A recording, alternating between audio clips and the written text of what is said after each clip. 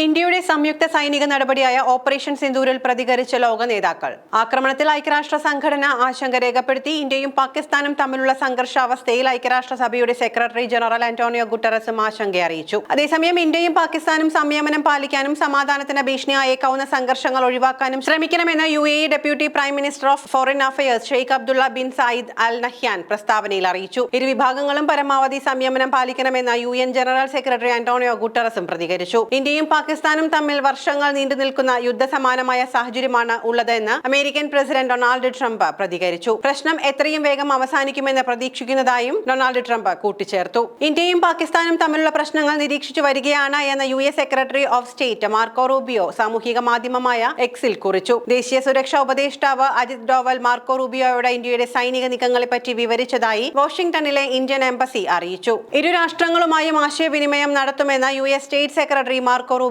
പറഞ്ഞിട്ടുണ്ട്. സ്ഥിതിഗതികൾ നിരീക്ഷിച്ചു വരുന്നതായും US സ്റ്റേറ്റ് സെക്രട്ടറി പറഞ്ഞു. കൂടുതൽ സൈനിക നടപടികൾ ഉണ്ടാകാതെ നിലവിലെ സംഘർഷം അവസാനിക്കുമെന്ന് പ്രതീക്ഷിക്കുന്നതായും അദ്ദേഹം പ്രത്യാശ പ്രകടിപ്പിച്ചു. പ്രശ്നത്തിന് സമാധാനത്തിലൂടെ പരിഹാരം കണ്ടെത്താൻ ഇരു രാഷ്ട്രങ്ങളുമായും ആശയവിനിമയം നടത്തുമെന്ന് മാർക്കോ റൂബിയോ കൂട്ടിച്ചേർത്തു. ഓപ്പറേഷൻ സിന്ദൂറിന് പിന്തുണയുമായി ഇസ്രായേലും രംഗത്തെത്തിയിട്ടുണ്ട്. ഭീകരാക്രമണത്തിൽ ഇന്ത്യക്ക് തിരിച്ചടിക്കാൻ അവകാശമുണ്ട് എന്നാണ് ഇസ്രായേൽ പ്രതികരിച്ചിരിക്കുന്നത്. സ്വയം പ്രതിരോധിക്കാനുള്ള ഇന്ത്യയുടെ ശ്രമത്തെ ഇസ്രായേൽ പിന്തുണയ്ക്കുന്നു. സാധാരണക്കാർക്കെതിരെയുള്ള ആക്രമണത്തിൽ തീവ്രവാദികൾക്ക് ഒളിച്ചിരിക്കാൻ ഒരു ഇടമുണ്ടാകില്ലെന്ന് തീവ്രവാദികൾ അറിയണമെന്ന് ഇസ്രായേലിലെ ഇന്ത്യൻ അംബാസിഡറായ റിയു വെൻ എസർ സാമൂഹിക മാധ്യമമായ എക്സിൽ കുറിച്ചു. ഇന്ത്യയും പാകിസ്ഥാനും സംഘർഷങ്ങൾ ഒഴിവാക്കണമെന്നാണ് UAE അഭിപ്രായപ്പെട്ടത്. ഇന്ത്യയും പാകിസ്ഥാനും സംയമനം പാലിക്കണമെന്നും UAE വിദേശകാര്യമന്ത്രി Abdullah bin Zayed Al Nahyan നിർദ്ദേശിച്ചു. ഇന്ന് പുലർച്ചെ 1:44 ഓപ്പറേഷൻ സിന്ദൂർ എന്ന പേരിൽ ഇന്ത്യ പാകിസ്ഥാനെതിരെ സംയുക്ത സൈനിക നടപടി നടത്തിയത്. പാകിസ്ഥാനിലെയും പാക് അധീന കാശ്മീരിലെയും 9 ഭീകരാക്രമണ കേന്ദ്രങ്ങളാണ് ഇന്ത്യൻ സൈന്യം തകർത്തത്. ആക്രമണത്തിന് പിന്നാലെ നീതി നടപ്പിലാക്കിയെന്നായിരുന്നു സൈന്യത്തിന്റെ പ്രതികരണം. ഏപ്രിൽ 22-ന് ജമ്മു കാശ്മീരിലെ പഹൽഗാമിൽ നടന്ന ആക്രമണത്തിന് പിന്നാലെ മറുപടിയെന്നോളമാണ് ഇന്ത്യൻ സൈന്യത്തിന്റെ ഈ നീക്കം.